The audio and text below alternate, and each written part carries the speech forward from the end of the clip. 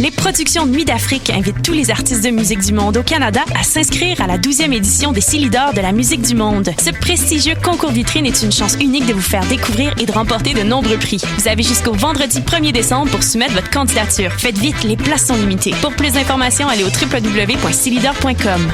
T'es déjà allé triper au festif de Baie-Saint-Paul et tu rêves de faire partie de la programmation? Bonne nouvelle! Le cabaret festif de La Relève, volet concours du festival, est de retour pour une 8e édition. Le cabaret festif, c'est le public curieux de Charlevoix. Plus de 15 000 $ en prix et en bourse, une visibilité à la hauteur de ton talent, la chance de te produire chez les meilleurs diffuseurs au Québec et la plus belle route vers ta carrière de rêve. Visite le www.lefestif.ca/cabaret et présente ton projet jusqu'au 22 novembre. Le cabaret festif de La Relève, une présentation de SiriusXM et Derry Télécom.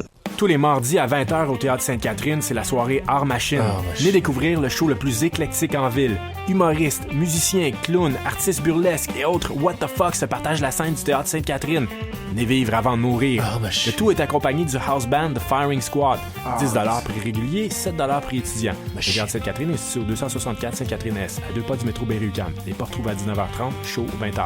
Art Machine.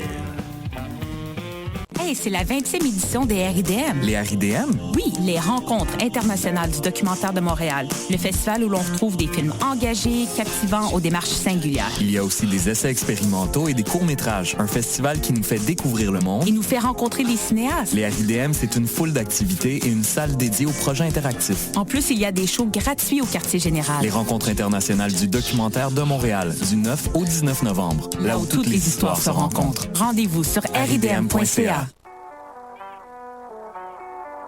What a Day, et c'est Robert Nelson de À la claire ensemble sur les ondes de Choc.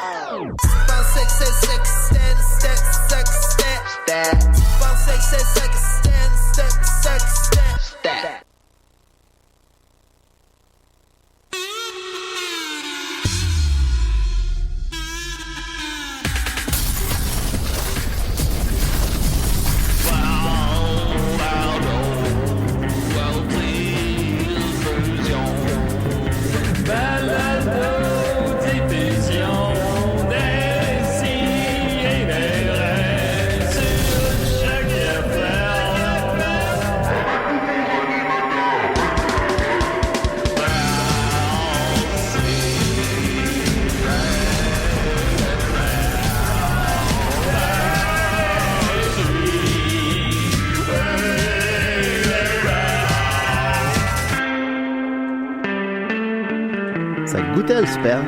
Mais c'était quoi finalement? Ça sortait d'un pénis. Ben là, je pense que c'était peut-être mais du je sperme. pense pas que c'était du... Ah, on t'en a... Oh, excuse-moi. Hey, désolé tout le monde, ça va. Oupsie! Ici, des raies, 2000e émission, des gars, des filles, toutes blancs, on est bien contents, c'est le fun demain. Comment ça va, la compagnie? Noël, elle rapproche à grands pas. Ouais. Le chocolat de Noël est sorti dans les épiceries. Oui, il est sorti avant l'Halloween. Je crois qu'aujourd'hui, c'est la parade du Père Noël. Ça se peut-tu? C'est pour ça qu'il y avait autant de fucking enfants dans le métro. Vraiment... Des fucking enfants. Hey, les hosties d'enfants. Vous avez entendu la future maman Sophie. Comment va-t-elle? Ça arrivera pas. Tu nous as annoncé qu'elle était enceinte tantôt. Non. Oui. Que tes enfants vont avoir 2 reins. C'est une bonne question. Ça marche-tu de même? Sûrement. Mais j'aurai pas d'enfant, on pourra jamais le savoir. Ah, ok, d'accord. Oui, en tout cas, on verra. On a aussi Éric Falardeau. Hein? Ben voyons mon Dieu. C'est qui ça? C'est c'est qui ça? Un habitué des CDR. Oui. C'est ta 3e visite. Ben moi j'aime ça, vous visitez dans votre safe space. C'est le meilleur endroit. Oui, c'est ici. On peut tout ici, dire. je peux faire ce que je veux, personne m'entend. C'est quoi, Étienne, le record de collaborateurs, sans être collaborateurs, qui sont venus le plus souvent? D'invités, je pense que c'était ouais, mais c'est parce que, Evelyne Potvin-Cloutier qui avait le record avec genre 5 ou 6, mais ça, c'est si on compte pas les blondes à Julien. Là. Quand Julien amène ses blondes, je pense que ça va à 9 fois. C'est une catégorie à part. Hein. Il reste la palme. Mais 9 fois, ça, c'est que la présence ou autre chose? La présence. OK. Ouais, mais ça j'ai appris, là. Mais ça compte pas comme des collaborateurs nécessairement, parce que souvent, ils font ils sont juste là. Mais non, je pense que c'est Evelyne qui a été invitée le plus souvent. Désolé, j'essayais de te trouver quelque chose de particulier. Mais on va battre ça. Ben, t'es celui qui est venu le plus souvent parler de livres qu'il a écrit. Mon Dieu. Bon, ça pas beaucoup d'auteurs. Comme l'intellectuel de la place, ça va pas bien. Ici, je pense que c'est ça l'auteur qu'on a reçu. Fait qu'on peut te donner ce trophée-là. Quand même. On avait reçu, c'est quoi ça? Oh non, je me rappelle plus de son nom. Vous voyez, bon, le voilà. gars, là, déprimé, là. Je sais pas de qui tu parles, c'est encore déprimé. En tout cas, whatever. Julien?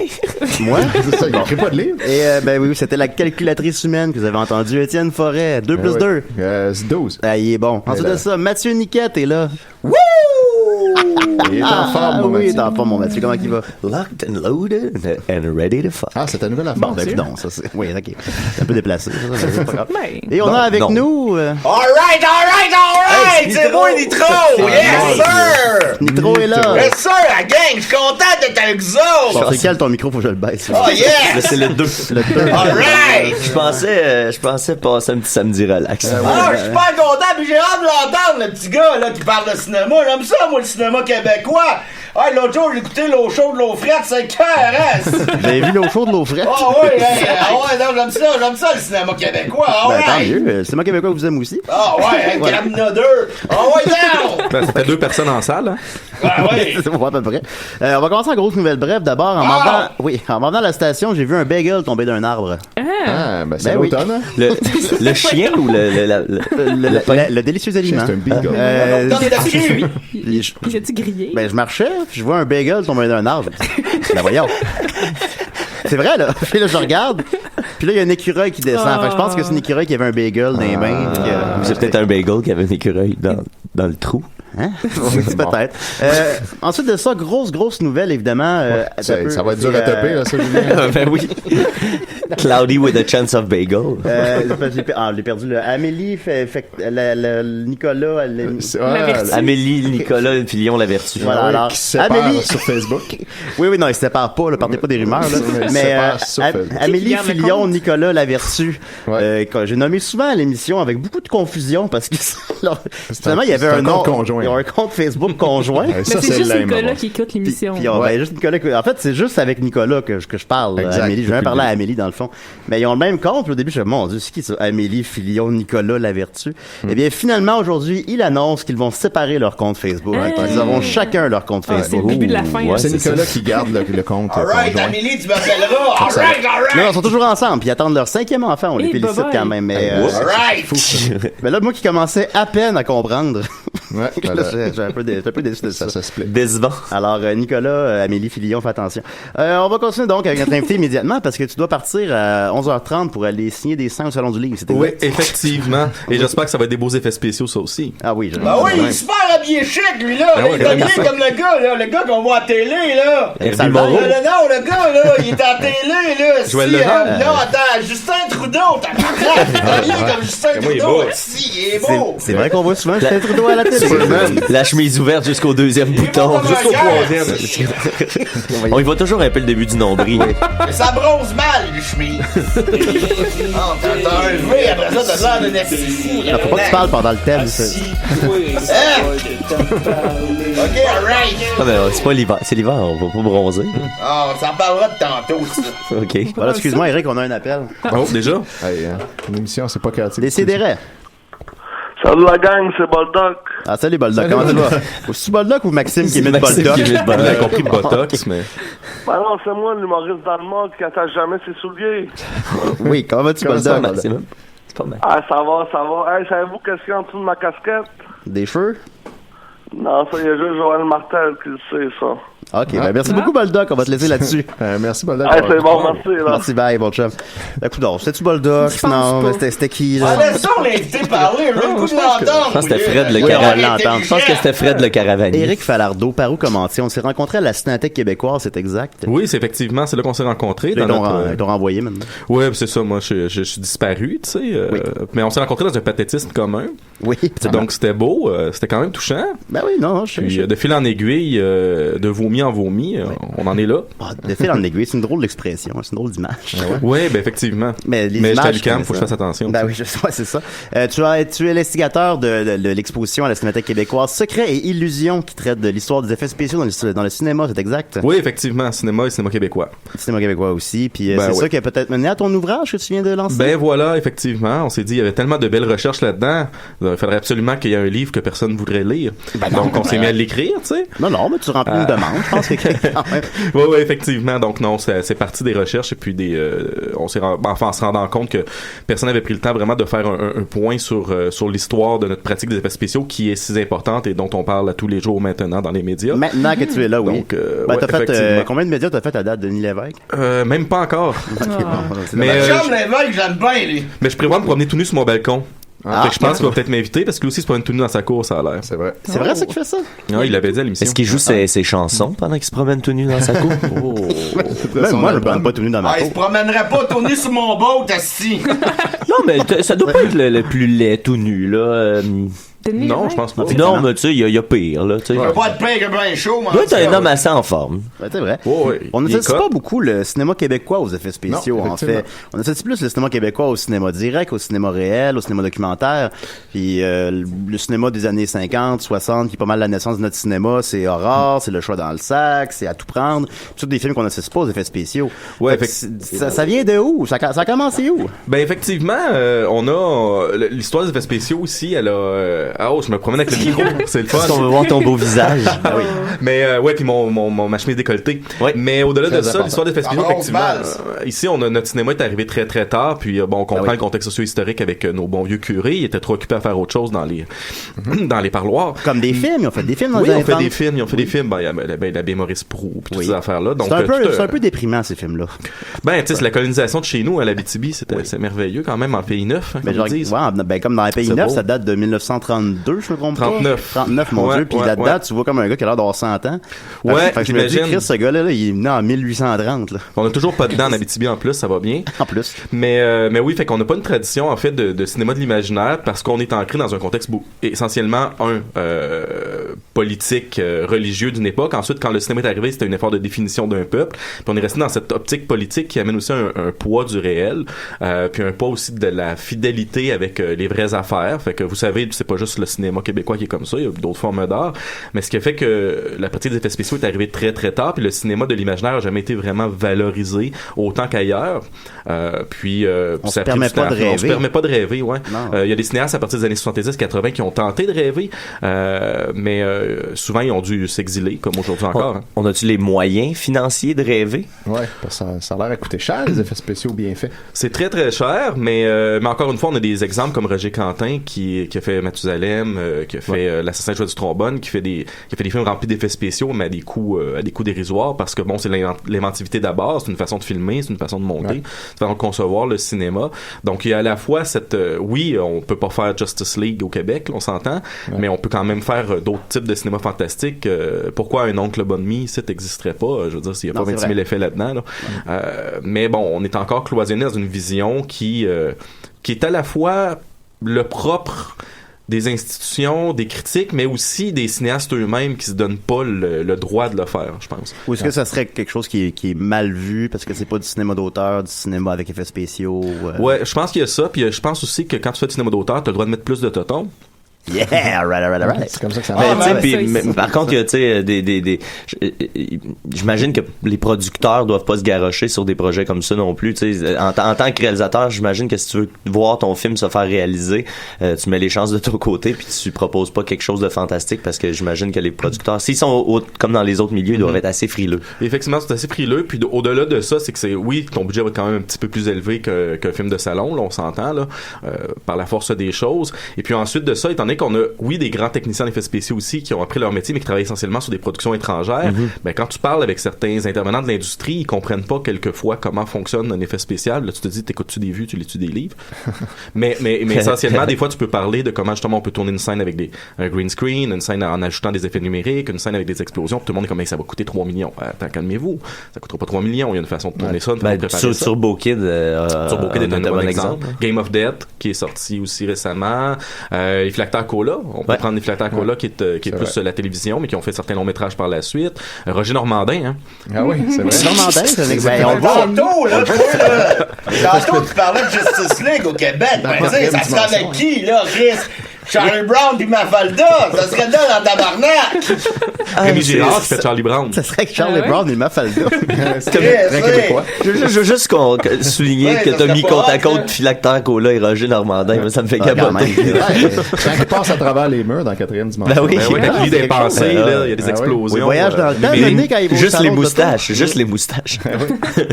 J'aimerais qu'on recule un peu puis qu'on se situe, en fait, ce serait quoi les premiers films à effets spéciaux québécois?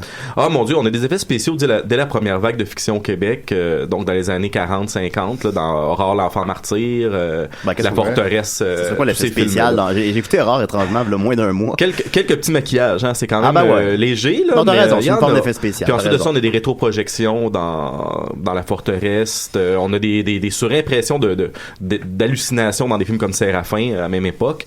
Donc, on a quand même quelques petits effets de base. Mais dans Le Martien de Noël, là, il y a il y a un bout.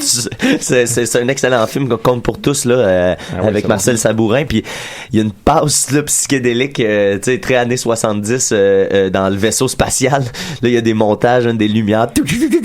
C'est vraiment un bad trip là. Ah, puis ils assument leur facticité, c'est-à-dire que même la soucoupe volante, quand elle s'envole, tu vois le fil, il lève avec le fil, puis il y a un plan spectaculaire qui dure, je pense, 30-40 secondes, tu vois la soucoupe se lever dans les airs. Ça finit plus de finir, c'est les oraliens. Mais les Martiens de Noël, ben oui. La tête, là, de Marc Labrèche dans Mathusalem, là. Oui. Comment ils ont fait ça? Ben, je veux pas être plate, mais c'est un peu comme Paul McCartney, mais tu allais, Marc Labrèche est mort, hein, vous saviez pas? Il y a un double qui a pris sa place. Ça explique beaucoup de choses. C'est spécial, ça. Ça a fait peur à Nitro. Ils ont fait venir un technicien américain qui s'appelle Mike Maddy, qui a enseigné à beaucoup d'autres techniciens, puis ce qu'ils ont fait, ils ont fait une fausse tête, puis ils ont couvert le visage d'un autre comédien, une doublure avec un velours noir. Donc quand il filmait, il pouvait ensuite couper ça dans l'image. Donc ça permettait d'avoir la fausse tête et le corps pas de tête. Puis quand il mettait sur le baril, bien entendu, il y avait un trou. Puis la tête à Marc Labrèche sortait de ça. Là. Ah ben. Est-ce que ton livre aussi traite justement de comment on fait les effets spéciaux? Oui, effectivement. Donc quand il y a Mathusalem, justement, on prend un peu plus de temps pour l'expliquer comment ils ont fait ça. Ben, c'est souvent l'exemple qui revient, Mathusalem. Opération Beurre de Pinot. On parle des cheveux qui poussent. C'était fou, ça. On parle de plusieurs films. Des films de tout seul, ça doit être dur à faire. Ça. Effectivement, ça fait peur, ça. Ah oui, c'est vrai quand même. On peut faire ça. Puis toi-même, t'as expérimenté avec ça. T'as dit que t'es aussi un réalisateur. Oui, effectivement. T'as fait un long métrage, t'as un automorphose que vous discuté ici à l'émission déjà. Ben oui, on était venu parler de fluide, c'était le fun. Oui, c'est vrai qu'on est pas. Je t'avais dit, c'était l'épisode des fluides. J'avais dit que ton sperme n'était pas réaliste et tu m'avais donné raison. Oui, effectivement, il était pas réaliste puis il goûtait pas bon non plus. Ah ben ça me surprend pas du. Mais tu sais, c'est juste que il était comme trop liquide, tu comprends? Ouais, il manquait de grumeaux un peu. Ben des fois c'est liquide un peu. Ouais, en tout cas, mais c'est pas tout à fait là que je voulais aller. En fait, c'était par rapport à justement toi, t'as expérimenté avec ça les effets spéciaux. Est-ce que ça alourdit beaucoup un tournage? Est-ce qu'on a peur de ça? Ben effectivement, c'est que le truc avec les effets spéciaux, c'est que ça demande une énorme préparation. Puis souvent, quand on fait des effets pratiques sur le plateau, t'as pas 26 000 chances de le recommencer. Donc les gens ont peur un petit peu de ça aussi parce que si tu le manques, t'as perdu de l'argent. Mais encore une fois, c'est une façon d'être inventif. Sur Thanatomorphose, on avait la scène où la fille défait la face du gars à coup de marteau. Mais sur le plateau, on a eu des problèmes avec la fausse tête, ça fonctionnait pas. Donc, on n'était pas pour perdre la scène, on avait besoin. Donc, ce qu'on a fait, on a repris le comédien, le maquilleur d'effets spéciaux a maquillé le visage, on a redivisé sur le spot le façon de tourner. Donc, on a mis des nouveaux plans, on a fait des nouveaux angles, puis au montage, finalement, la scène, elle fonctionne. Mais on n'a pas utilisé l'effet spécial qu'on pensait au début. Donc, c'est sûr que ça peut être stressant parce que tu es obligé de réagir sur le fait, sur le plateau. Mais un autre problème, c'est que souvent aussi, ce type d'effet-là, étant donné que ça demande pas la part des comédiens toujours, des fois, il y a des maquettes, des fois, il y a des maquillages, des animatroniques, quoi que ce soit, ben on a tendance à envoyer ça à la fin de la journée pour le tournage, là. Puis on arrive à la fin de la journée, puis il y a plus de temps, là, ça fait déjà 12 heures, puis tout le monde est à temps double, là. Fait qu'on tourne un peu tout croche, puis on envoie tout le monde chez eux. Fait que finalement, la gang d'effets spéciaux a entendu, puis ils ont pas fait grand-chose parce que on n'a pas vraiment tourné ce pourquoi on était là pour la scène à effet, parce qu'on a décidé de prioriser autre chose. Puis ils se mettent à faire exploser des affaires dans le set quand c'est pas le temps. Ou tu fais ça en numérique cheap un peu parce que c'était pas prévu, puis que cela, ça aurait coûté extrêmement cher parce que c'était pas prévu. Parce que bon, les gens d'effets numériques, ils peuvent faire bien des choses, là, mais il y a quand même du tracking, il y a quand même du découpage dans l'image, il y a quand même de l'ajout. C'est quoi maintenant la proportion de numérique versus encore à la mitaine qu'on fait directement en tournant? Ça dépend vraiment des productions, mais je te dirais que on a tendance à aller plus vers le 50-50. Surprenamment, parce qu'il y a des choses que tu peux pas faire bien en numérique. Par exemple, des maquillages, justement, sur des comédiens du vieillissement, parce que tu as besoin du jeu du comédien aussi. Ou Spider-Man 3. Ou Spider-Man 3, effectivement. Des explosions, souvent, on va tourner les explosions, puis ensuite, on va les intégrer numériquement. Il y a plein de petits de la neige. Donc, tout ce qui est tactile, en fait, tout ce qui est réel, qu'on est habitué de toucher, finalement, est beaucoup plus fait de façon pratique. Et après ça, tout le numérique, bien souvent, ça va être pour des personnages, des arrière-fonds, des décors. Puis la majorité des films qu'on a aujourd'hui, qu'on train de flopper des faits qu'on voit même plus. Là. On pense au film de Xavier Dolan, là, mais il va vraiment rejouer sur les visages des comédiens, il enlève des boutons, je l'avais il vu, enlève la barbe. Je l'avais vu en entrevue parler de ça, justement, qu'on n'associe pas du tout le cinéma de Xavier Dolan aux effets spéciaux, par exemple. Puis en réalité, il y en a plein, et ça va être cacher une perche, ça va être modifier l'image. Mais c'était pas aussi un effet spécial réussi, mais au final, c'est qu'on le voit pas. Enrique Iglesias, qui avait fallu qu'il enlève sa mouche là, dans c'est quoi le film là, de John Depp, Robert Rodriguez? Oui, c'est dans John Depp et Robert Rodriguez. C'est dans Once Upon a Time in Mexico. Merci de bon film, ça! J'ai écouté 2 fois! Ça avait coûté des millions de dollars pour ils vont effacer Kevin Spacey d'un film, ça? Ils vont refaire toutes ces scènes. Ils le remplacent par Tom Hanks. Ah oui? Non, ils remplacent par Christopher Plummer, je crois. Ah oui, Christopher Plummer everywhere. Puis, on a quand même une spécialisation ici, non? Au Québec, de faits spéciaux, malgré qu'on les utilise pas dans notre cinéma. Je pense que c'est un peu parce qu'on est habitué de faire beaucoup avec peu, en quelque sorte. Oui, effectivement. Nous autres, on est très inventifs, tu sais. Puis tout le monde adore notre background de patenteux, tu sais, même nos industries des effets visuels, beaucoup de celles qui sont là depuis les années 90, hybrides ou de quoi que ce soit, les gens, c'est des gens qui étaient dans l'analogique avant puis qui patentaient des machines.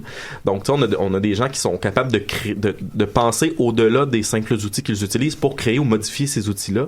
C'est une de nos grandes forces, tu sais, on peut adapter les choses, on répond aux demandes des gens à des coûts modiques parce qu'on est inventif.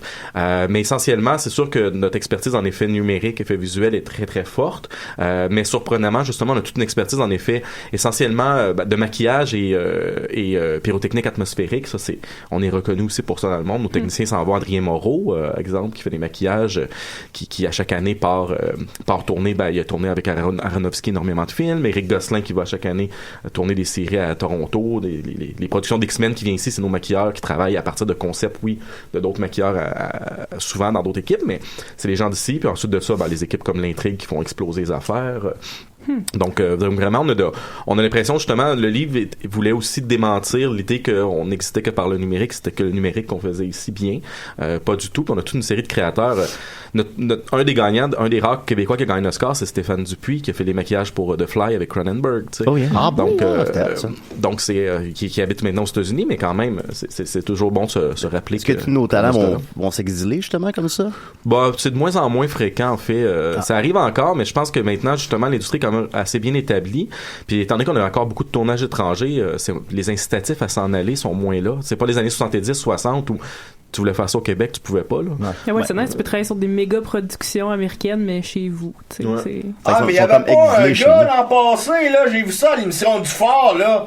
Le gars qui a gagné un Oscar, là, pour le son, là, du film, là, d'extraterrestre. Moi, j'ai rien compris.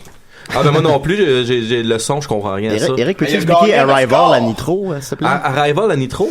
Non, il s'appelle Nitro, lui. Ok, oui, Arrival à Nitro. Moi, je pensais au film, tu sais, là, j'étais dedans, là. Je pensais à mais il ressemble à Guillaume le Métis-Vierge un peu. Alright!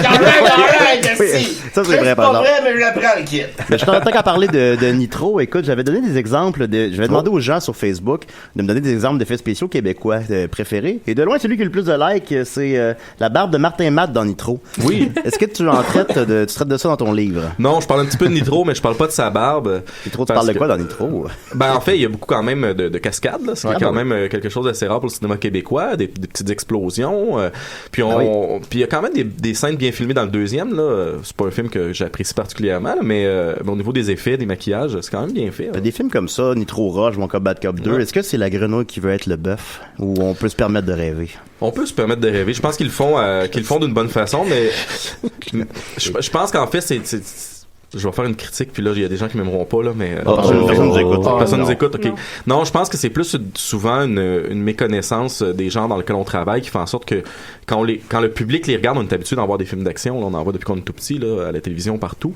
Quand on arrive et on regarde ces films-là, on a l'impression que quelquefois c'est pas entièrement maidrisé, ou on rentre vraiment trop dans le cliché puis on n'est pas capable de l'adapter correctement. C'est souvent ça, Puis je pense qu'il est plus là le problème que dans ce qu'on est capable de faire au niveau du rendu de l'image, de la qualité de l'image. Cela dit, c'était un beau gasket quand même, Martin Matt. Oui, quand même. C'est quoi le film, là, des années 80, là, que c'était hot, là? Il y en a plein, hein? Il y a plein d'effets spéciaux, là. Québécois? Ouais, québécois, là. Ah, le petit gars qui rentre dans le timbre. Dans l'œil du dragon. Les aventuriers du temps perdu. Dans le ventre du dragon. Dans le ventre du dragon. Avec Rémi Girard. Ça se peut-tu que ce soit un avant et un après des effets spéciaux québécois? Parce que je l'ai revu en salle avec mon ami Dominique, il y a peut-être 2 ans. Puis, il est vraiment, là, c'est assez incroyable. Il y a du matte painting, il y a plein d'affaires qu'on voit pas généralement dans les films québécois. Puis, Ben ouais, puis c'est pas pour rien que Simoneau ensuite est parti travailler à l'étranger. Parce qu'ici, c'était difficile. Puis, en plus, il a fait ses premiers films là-bas, ça, c'est son retour, par contre. Grand retour. Ben oui, mais tu sais, on revient au Québec, faut quand même. Non, mais on fait des blagues, là, mais au-delà de ça, tu sais, ses premiers films policiers, ses thrillers policiers avaient été relativement bien reçus. On considère ça justement comme du cinéma de colonisé, d'américanisé.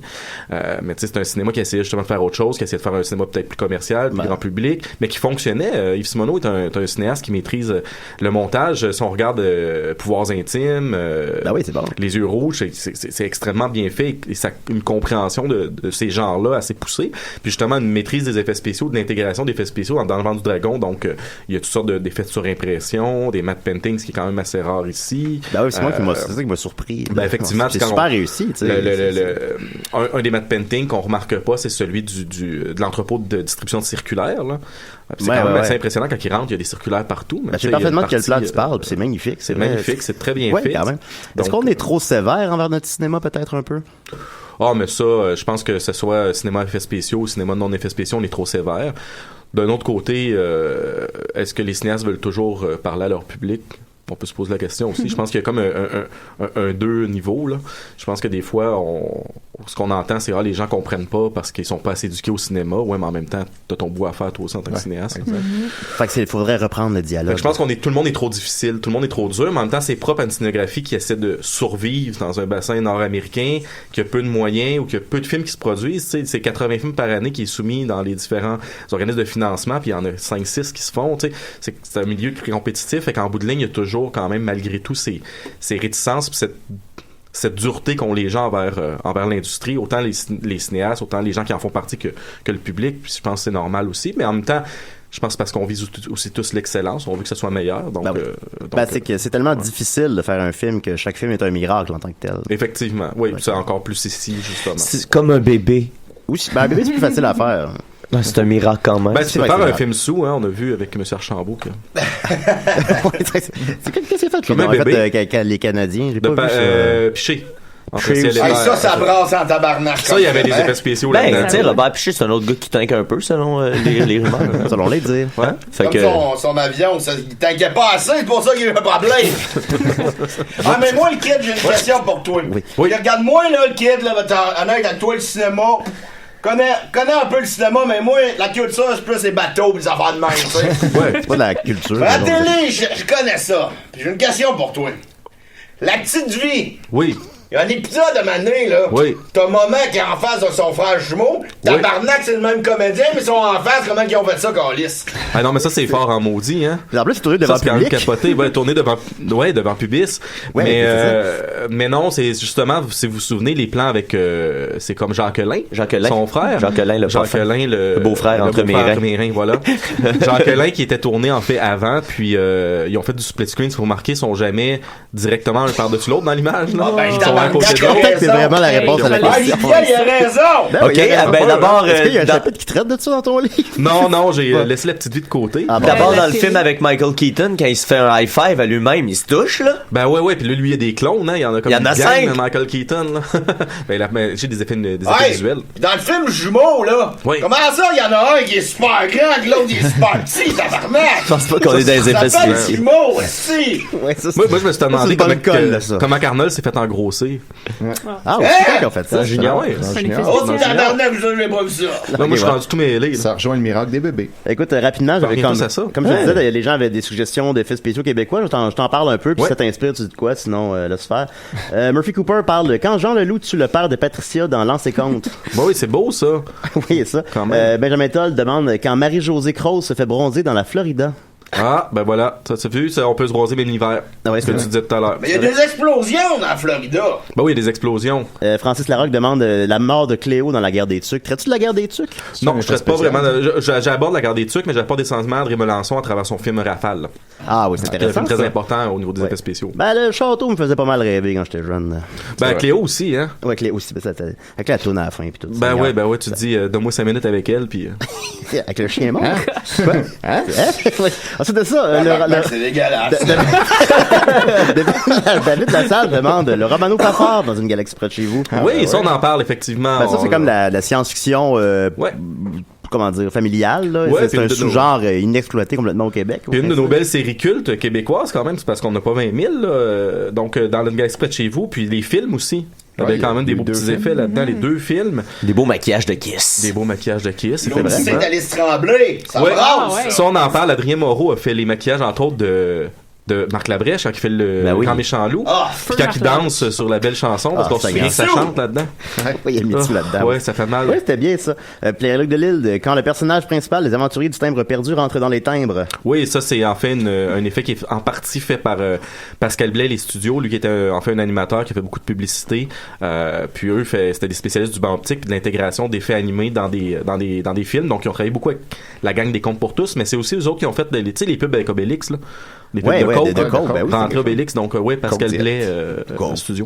Qu'est-ce que c'est bon. Fait que voilà, Eric, écoute, je vais pas t'entraîner plus longtemps parce que tu as dit qu'il fallait que tu partes rapidement. Ben oui, écoute, tu es auteur, donc tu as lancé la semaine dernière le livre Une petite histoire des effets spéciaux au Québec, c'est exact? Oui. Yeah, si on veut lire ça, on trouve ça où? En librairie. Il y a pas de petite, c'est une histoire. Ouais. Oh, excusez-moi, j'avais pas le titre sous les yeux, je suis désolé. Puis ensuite de ça, t'es réalisateur, t'as fait à quand le deuxième long-métrage? On travaille sur le deuxième, une petite comédie coquine réalisée en coproduction avec la Belgique et la France. Je peux te jouer dedans? Ben, tu te mets tout nu? Oui. Oui. Ça, c'est ça qu'il fait. C'est le mec qui gagne sa vie. Tu viens-tu chez nous sur mon divan?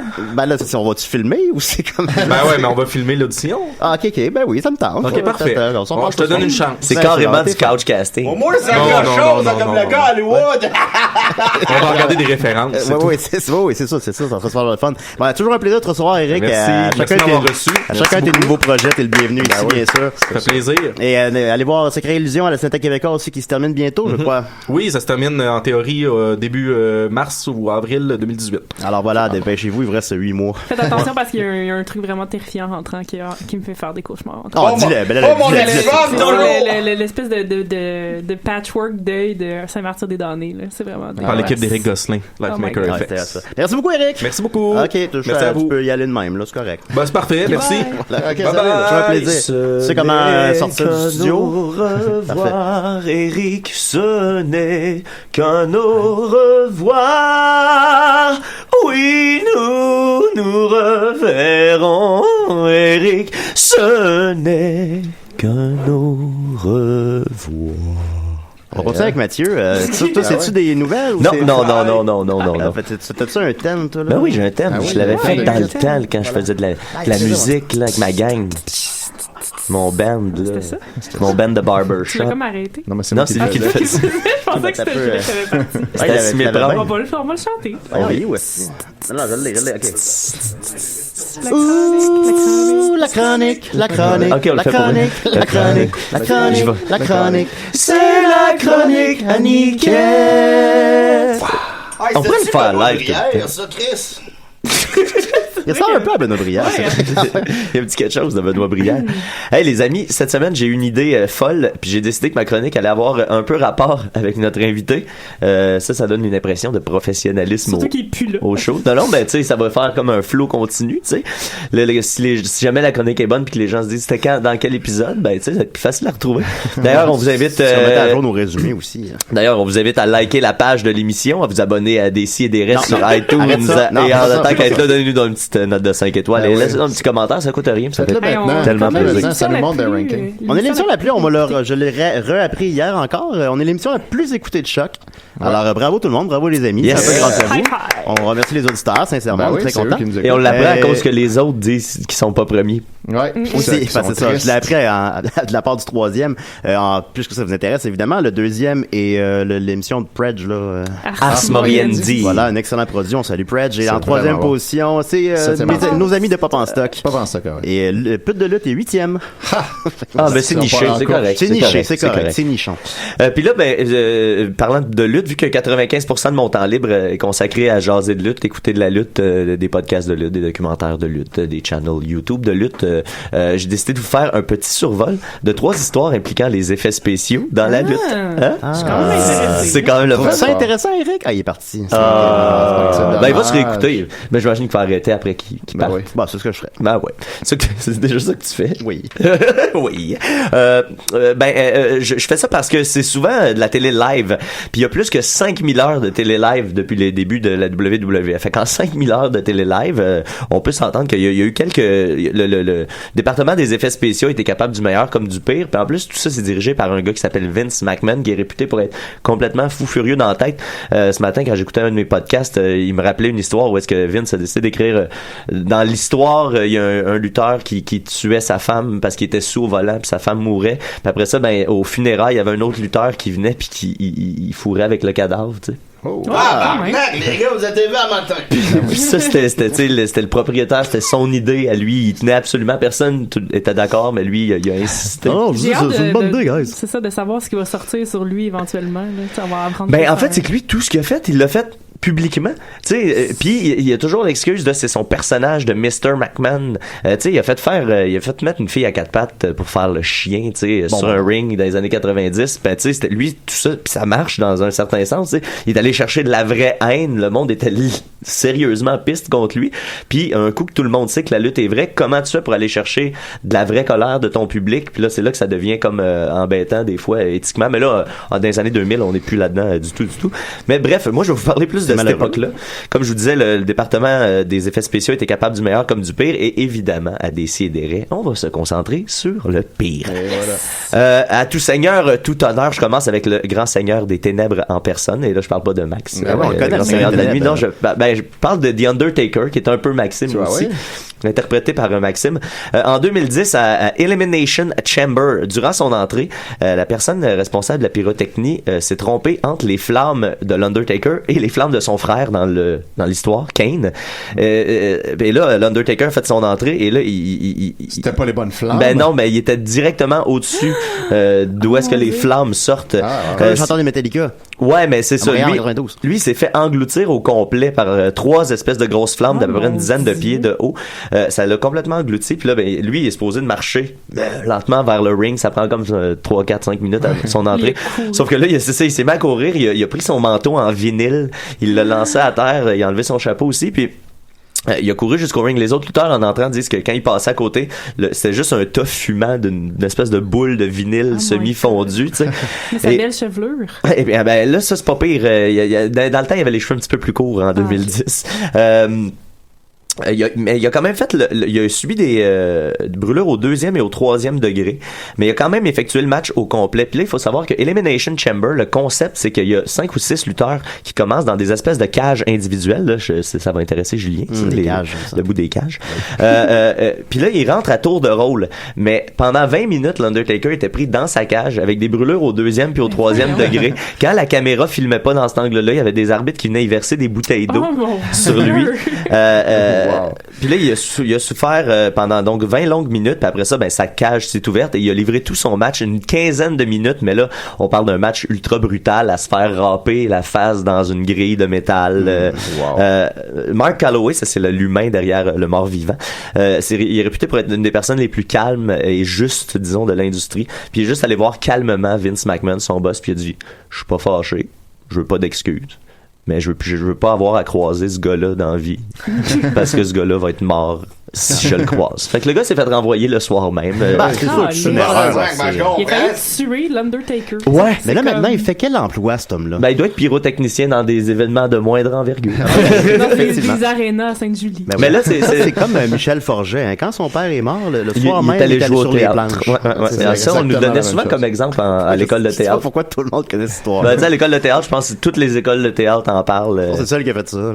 Faut être propre pour moi. Des cheveux qui brûlent, ça pue beaucoup. beaucoup, ça. Vous Agréable. avez déjà brûlé les cheveux, Nitro? Ben oui, d'un parley sur mon boat. Fais-tu des feux d'artifice de ton boat? C'était des sambucas. J'avais oublié, là. Je prends ça, moi, avec mon chum Baudouin, tabarnak. À un moment donné, j'en prends un, je le prends trop rapidement, je sauve pas dessus. Il me revole sur la tête, ça brûle, tabarnak. Nitro, on m'appelle de même pour ça, là. Ah, c'est pas ça. La partie en feu, tabarnak. On m'avait vu, Chris, on m'a dit que on me voyait de 3 boats plus loin, tabarnak. 3 boats plus loin. Ouais, c'est sécuritaire. Ben oui. Il n'y a pas d'accident dans ce temps-là. Numéro 2. Numéro 2. Ensuite, on va rester dans le domaine de l'incompétence, alors qu'on se transporte à King of the Ring 2001. King of the Ring, c'est un gros tournoi. Généralement, il s'est fait pour pousser une jeune carrière. Le gagnant de ça, c'est souvent out of the blue. C'est jamais celui qu'on attend. Un petit tournoi comme ça. Dans un match de type street fight, ça veut dire pas de règlement, tout est permis, on peut se taper avec n'importe quoi, n'importe où dans l'aréna. Il n'y a pas vraiment de règlement. À une époque où, là, à cette heure, c'est réglé ça, mais à l'époque, on saignait encore abondamment dans la WWE, même que les gens étaient un peu assoiffés de ça. À la fin des années 90, tu sais, Jerry Springer, ce genre d'émission en controverse-là, qui était très, très, très populaire. Fait que la lutte, bon, ça. il y avait des matchs qui étaient vraiment, vraiment sanglants. Celui-là en est un. Le match oppose Kurt Angle. Ça, c'est un lutteur qui était lutteur olympique dans la vraie vie et qui a gagné une vraie médaille d'or dans les années 90 avec le cou cassé. Il s'est cassé le cou en demi-finale puis il a gagné la finale de lutte olympique. Ça fait très mal, se casser le cou. Oui, ça fait assez mal. Tu peux casser le cou, Nitro. Ben oui! Sur mon bon, ça, il faut encore dessus, il essayait d'éteindre sa tête en feu. Il s'est cassé le cou. Il s'est cassé le cou. Ensuite, Kurt Angle est devenu un des meilleurs performeurs de tous les temps et au micro et dans le ring. C'est un être humain qui a pas de bon sens. À une époque, il mangeait 72 antidouleurs par jour à cause de son cou cassé et à cause de sa job. Fait que, mais puis parce que tu deviens addict à ça aussi. Ouais, puis mais il luttait quand même comme un super chef. C'est juste qu'entre les combats, personne n'était capable de communiquer avec lui. C'était quand même weird. Bref, c'est ça, c'est entre Kurt Angle et Shane McMahon, le fils du propriétaire Vince McMahon, qui est pas vraiment un lutteur, mais qui a toujours livré des espèces de matchs intenses, à sauter de 30 pieds dans les airs, d'en haut d'une cage, tomber dans une table. C'est toujours lui qui fait les cascades les plus intenses, même que la permission de faire des cascades que les lutteurs ont pas le droit, parce que c'est le fils du propriétaire, puis s'il arrive de quoi de grave, il poursuivra pas la compagnie, tu sais. Compense, en tout cas. Mais là, pour ce match-là, c'est pas vraiment une cascade, mais une erreur de matériel qui a retenu l'attention, parce qu'après, ça a été livré un match de 18 minutes particulièrement brutal avec des coups de bâton de kendo. Ça, c'est un espèce de long bâton de bois qui fouette très très fort. Des coups de poubelle en métal, des escaliers en métal, des souplesses sur le plancher en béton. La conclusion du match, ça devait consister en Kurt Angle qui lance Shane McMahon à travers un panneau de vitre. Il y avait des espèces de gros panneaux de vitre un peu partout. Puis il était supposé le passer une fois à travers un panneau, revenir et le passer à travers un autre panneau. Évidemment, c'est de la vitre trafiquée faite pour éclater facilement, mais le premier problème, c'est qu'à cause de la pyrotechnie, il pouvait pas utiliser la traditionnelle vitre en sucre parce que c'est trop fragile, puis avec les explosions, la vibration, ça se serait écroulé puis ça aurait pas brisé au moment voulu. Fait que le responsable des effets spéciaux a trouvé une solution alternative, une vitre un peu plus résistante mais qui résiste à la chaleur puis aux vibrations. Ça va bien, il y a pas vraiment de problème, mais là où il y a un vrai problème, c'est que le responsable de la scénographie, lui, pour rendre ça plus beau, a décidé de mettre des couches de peinture stylisées sur la vitre. Puis là, ça a rendu la vitre ultra résistante. Fait que là, après 18 minutes de combat vraiment intense, Kurt Angle s'installe pour un belly to belly. Ça, tu te mets ventre à ventre, puis tu flippes le gars verticalement par-dessus ta tête. Tu sais. Ouais. Lui, il devait passer à travers la fenêtre, sauf que la première fois, bang, la fenêtre casse pas, Shane et la tête en bas tombe directement sur la tête. Il s'ouvre le crâne, il a l'air complètement perdu. Complètement fou aussi. Complètement fou. Là ensuite, deuxième tentative, la vitre finit par briser, les deux lutteurs tombent dans la vitre cassée, ils se coupent un peu, tout ça. Là, il est supposé de le repasser une deuxième fois dans une autre vitre. Il essaye une première fois, même affaire que la première fois. La vitre casse pas, il tombe sur sa tête. Là, il est sur une espèce de grating de métal. Là. Ça a l'air de faire un petit peu plus mal encore. Il réessaye une deuxième fois, même chose, la vitre casse pas. Il retombe sur sa tête une troisième fois. Il y a eu une ou deux commotions à travers ces trois échecs-là. Et puis là, tu vois que le lutteur Kurt Angle trippe pas, tu sais. Il dit là, je suis en train de tuer quelqu'un, là, tu sais, littéralement. Mais là, tu vois, Shane McMahon commence à l'insulter, tu sais, pour lui dire, là, c'est mon spot, je lutte pas souvent à la table. Mais à l'insulter. Fait que Kurt Angle décide de simplement prendre sa tête parce que c'est beaucoup plus safe et la passer à travers la fenêtre. Puis là, tu penses que c'est fini. Là, il le met sur un petit chariot, il roule jusqu'au ring parce qu'il faut que ça se finisse dans le ring. Il compte 1, 2. Shane McMahon kick out. Puis là, oh non, il reste comme 6 ou 7 minutes de combat. Ressort les poubelles, ressort des bouts de bois, se met à se taper sa tête parce que dans le temps, t'avais encore le droit de te taper sa tête sans te protéger. C'est le bon temps. Bref, la vitre a fini par éclater, puis après 18 minutes, pour un total de 27 minutes de combat, je pense, c'est ça. On a vu une petite erreur technique, et encore une fois, le responsable de la vitre a été renvoyé sur le champ. Mais là, qu'est-ce qu'il y a maintenant comme emploi? Je sais pas. Il doit être simple vitrier, peut-être. Peut-être. Le grand vitrier du roi. Fait que là, quand il se met devant quelqu'un qui écoute la télé, puis là, l'autre, il fait « Hey, t'es pas vitrier ou t'es pas... Ton père travaille pas dans les vitres. » Genre, là, ben là, lui, il peut faire comme « Ouais. » Ben, un peu. Je suis pas bon, mais... Fait que tu peux se mettre devant les gens qui écoutent la télé. T'as un petit goût des expressions poches ce matin, Julie. Ah oui? Depuis le live. Qu'est-ce qui se passe? C'est pas qu'est-ce que j'ai, je suis désolé. Et là, troisième nouvelle et dernière nouvelle. Ici, je vais sortir un peu du spectre de la WWE parce qu'il y a toutes sortes d'autres sortes de luttes. C'est terrifiant. Ah, c'est terrifiant. Il y en a beaucoup. Oui, puis c'est souvent terrifiant. Mais c'est pour une bonne cause parce que c'est pour vous prévenir d'un autre danger sexy. Oh non. Danger sexy, tout le monde danger. Oh non. Oui, Danger Sexy, c'est une histoire datant de mars 2013 et mettant en vedette le lutteur Sean Waltman, mieux connu sous les noms de X-Pac ou Six-Pac ou encore le 1-2-3 Kid, dépendant de quelle époque vous avez suivi la lutte. Lui participait à une soirée pour souligner la retraite d'un autre lutteur, Jerry Lynn, puis il a fait son célèbre Bronco Buster. Ça, tu vas aimer ça, Julien. Ça consiste à sauter toute fourche devant dans la face de son adversaire qui est assis comme dans le coin. Ah, puis t'aimerais ça que quelqu'un te fasse ça, supposons, tu vas où? Ben, j'imagine que Benjamin aurait pu te le faire. Ce serait un move qui serait payant ou pour que toi tu le fasses à Benjamin ou Benjamin te le fasse. Ben d'ailleurs, rapidement, ça oui, comment ça a été? Ben, ça serait long à raconter, là, mais disons rapidement, j'ai gagné. Oh. Yes. Ça s'est terminé avec moi qui a donné un coup de pied dans les couilles à Benjamin. Nice. L'arbitre t'a pas vu? Je sais plus. Si l'arbitre t'avait vu, t'aurais été disqualifié puis t'aurais perdu. Ah, pourtant, on a gagné. Ben, ça veut dire que l'arbitre a été distraite. Ah, elle a été distraite, je regarde ça souvent là. Fait que ça, c'est un move de méchant. Un Bronco Buster, oui. Ça, c'est sûr. J'aurais aimé ça qu'il m'en fasse. Mais fais attention, par exemple, si tu fais ton Bronco Buster, parce que bon, c'est ça, le but, c'est de courir dans le coin. Dans le coin, pour ceux qui le savent pas, les cordes sont faites en métal, puis il y a ce qu'on appelle des turnbuckles. En français, c'est des tendeurs. T'accroches le bout du fil de métal après ça, puis là, tu peux tourner la partie du milieu, puis ça fait une tension entre c'est une espèce de vis au final qui se raccourcit quand tu tournes le truc, fait que ça permet de mettre de la tension dans les câbles. Ça, il y a toujours un petit coussin protecteur là-dessus. C'est vrai, on voit ça. Sauf que moins la compagnie est professionnelle, moins le stock est bien installé et moins le stock est vérifié 2 fois. Alors le dit coussin était mal installé, puis Sean Waltman est arrivé avec un angle trop horizontal, ce qui fait que Danger Sexy, il s'est littéralement déchiré l'anus sur la pièce de métal dans le coin. Ça fait très mal, ça, déchirer l'anus. Tu viens de déchirer l'anus, ça, Nitro? Non, pas moi, mais mon chum Baudouin. Qu'est-ce qui est arrivé? Je compterai ça tantôt, le kid parle, là. Okay. On peut d'ailleurs le voir dire dans un extrait vidéo « I tore my asshole » à l'arbitre, qui visiblement sait pas trop quoi faire avec cette information-là. Selon une série de tweets envoyés par Sean Waltman lui-même le soir, quelques heures après l'événement, il a fini son combat. Il est allé au party d'après-show dans ses petites culottes de vinyle. Tu sais, lui, il a des longues culottes en vinyle. C'est pour ça que ça protégeait quand même bien des écoulements de sang, on va dire ça comme ça. Mais là, pendant le party, il y a le sang qui s'est mis à jaillir. Et lui, Sean Waltman, dans son tweet, dit que ça ressemblait à une scène de meurtre dans l'hôtel où il y avait le party.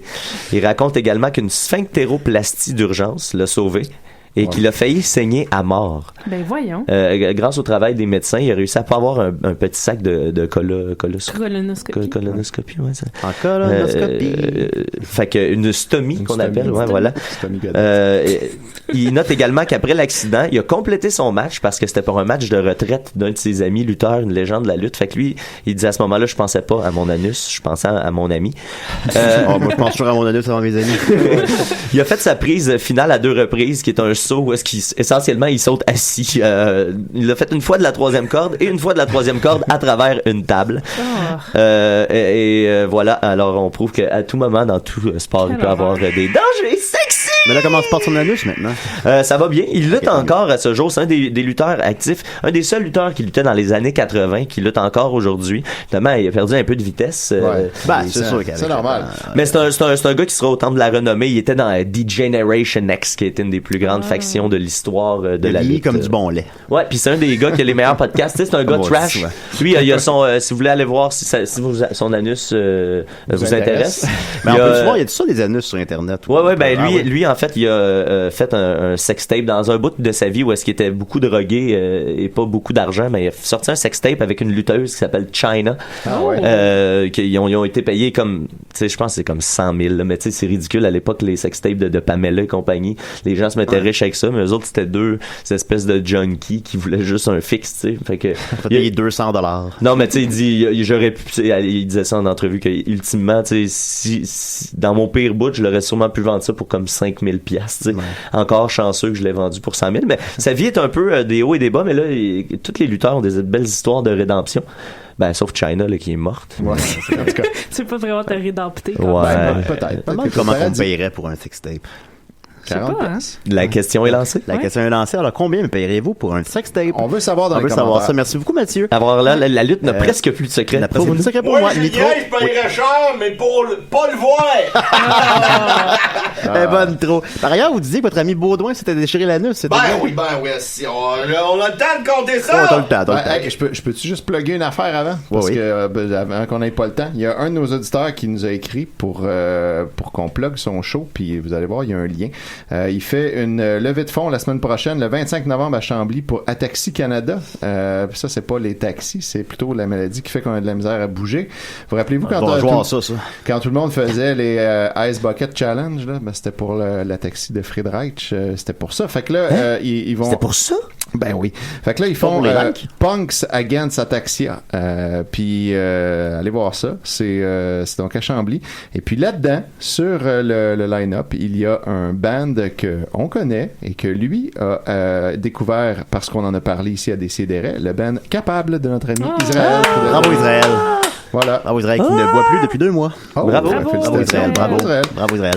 Donc voilà, fait que c'est lancé. Allez voir ça, Chambly, Punks Against Ataxia, 25 novembre. Il va y avoir Capable et puis il y a aussi d'autres groupes punk. Malheureusement, ce soir-là, je vais voir Ska 4 avec Ataxia. Le festival Ska pour l'Ataxia. Moi, je vais voir le merveilleux festival de notre ami Nicolas Quirion de Vidéoville. Ce festival Voix Off qui est vendredi et samedi à la Vitrola. Oh, ben là, il y a plein. Bon Dieu, mais si on veut avoir des billets. Jeudi, qu'est-ce qu'on fait? On va voir les Picbois. On va voir les Picbois jeudi. Oui, on va voir les Picbois jeudi. La télé québécoise des Picbois. Effectivement. Jeudi le 23. Parce qu'il y avait des effets spéciaux. Puis il faut acheter ses billets à l'avance parce que je crois que c'était sold out les 2 dernières fois. C'est tout le temps rempli. C'est tout le temps rempli. Alors allez voir ça en ligne sur la page Facebook des Picbois. C'est pas des blagues, là. C'est plein. Moi, à chaque fois, Max dit qu'il va mettre sa guest list, il le fait pas, puis fait que j'intimide sa blonde à l'entrée pour pas payer. C'est très valeureux de ta part, ça aussi, oui. Absolument. Merci de vos plugs. Les plugs n'ont plus de secret pour moi. On va continuer avec, donc, Nitro, vous disiez comment que votre ami s'était déchiré l'anus. Ouais, ben c'est ça. On était en vacances, on a été voir, je disais à mon chum Baudouin, on va aller voir le zoo de San Francisco.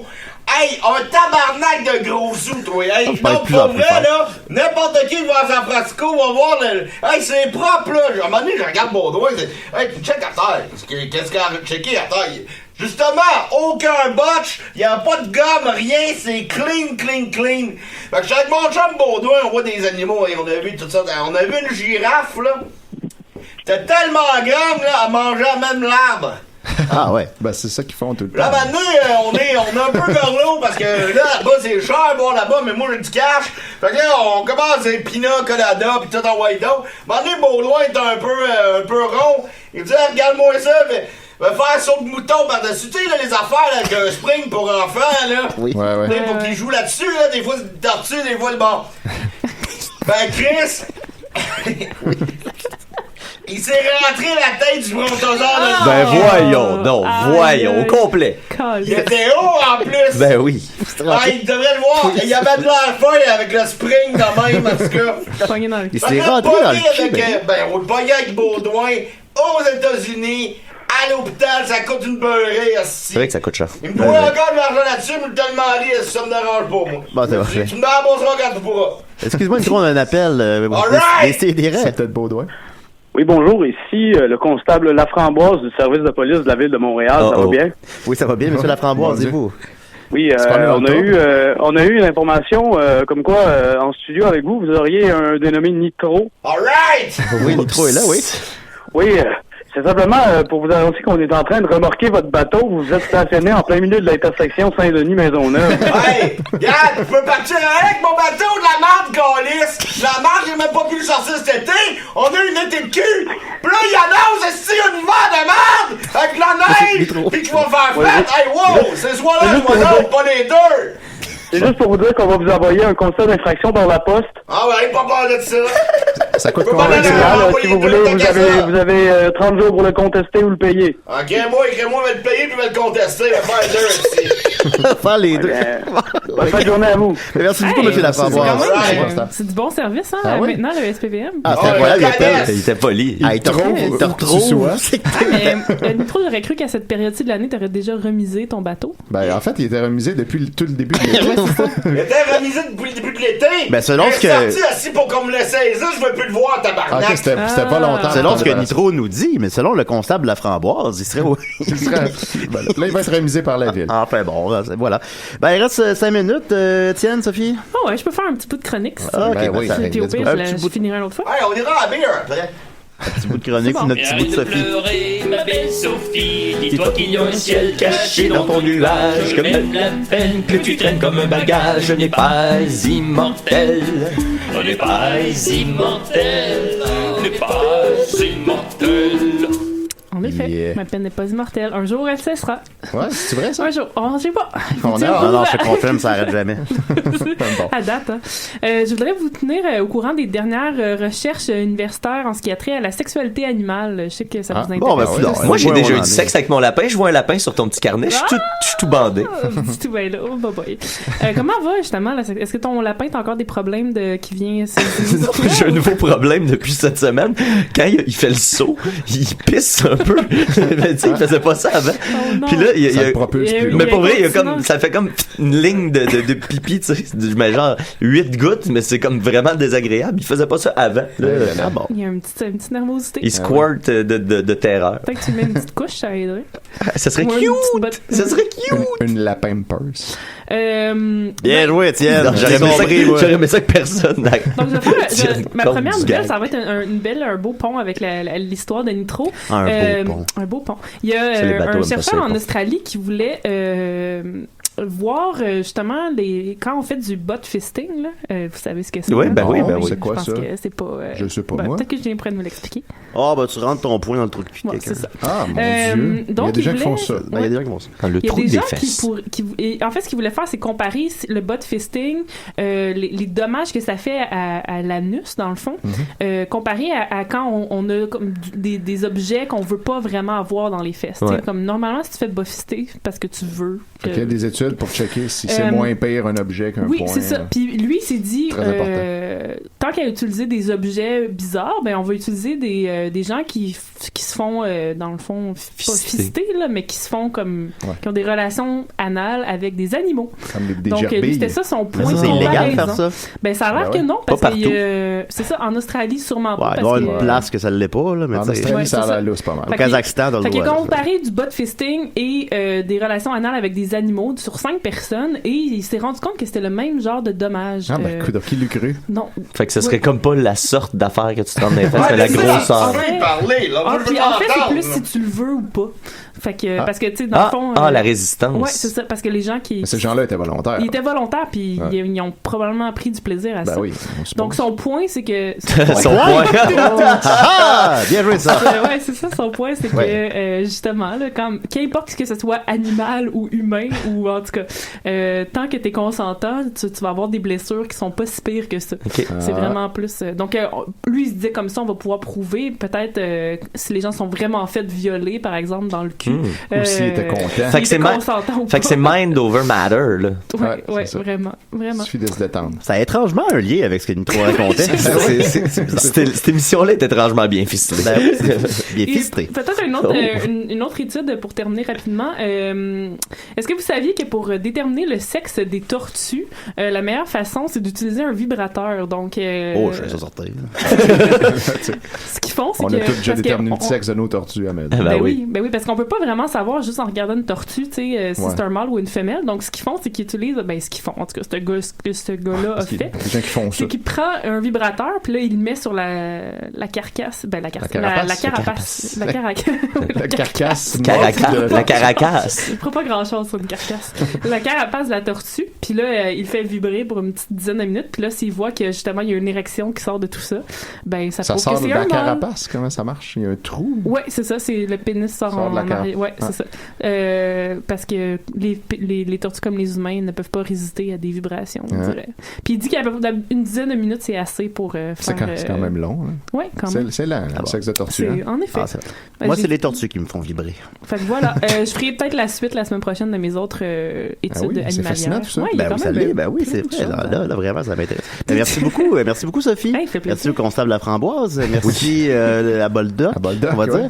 Merci à Niquette. Merci à Étienne. Merci à Éric Falardeau. Allez lire son livre en grand nombre, une histoire voilà. Spéciaux Québec. Dans toutes les bonnes librairies et les moins bonnes. Et bien sûr, merci à Nitro. Bah ouais, là, ça va, 3 amigos qui payent la bière pis les nachos. Toi, qu'est-ce que tu vas vous prendre, là, la fille, là? Moi, je prends un Caesar, c'est un Caesar, tabarnak, je sais pas c'est quoi, mais t'en as un, si. Ah ouais, Chris. Hey, c'est ta fête, toi, là. On va dire c'est ta fête qu'on va partir avec un chapeau de Mexicain. Ça serait drôle qu'on leur dise que c'est ma fête, même si c'est pas ma fête. On dit ça, pis on lui fait la joke. Mais tu vas partir avec un chapeau mexicain, tu viendras sur mon boat cet hiver. Mais ça au restaurant, vous faire chanter bonne fête, parce que moi, j'aime vraiment pas ça. Il y a personne qui aime ça. J'aime ça quand c'est une tonne originale. Au Jack Astor, ils font monter sur une chaise. C'est beaucoup trop d'attention. Les serveurs qui